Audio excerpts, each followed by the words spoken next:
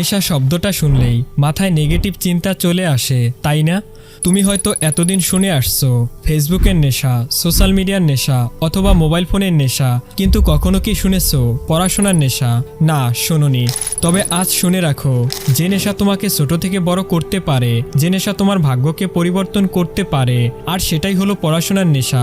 হ্যাঁ, আজ এই ভিডিওতে আমি তোমাদেরকে পড়াশোনার সেই নেশার কথাই বলে দিব, যা তোমার লাইফে নেগেটিভ নয় বরং পজিটিভ ইম্প্যাক্ট ফেলবে। তাতে তুমি যদি একবার আসক্ত হতে পারো, তবে তোমার ফিউচার এবং স্টুডেন্ট লাইফে তোমাকে ঠেকানোর সাধ্য আর কারো নেই।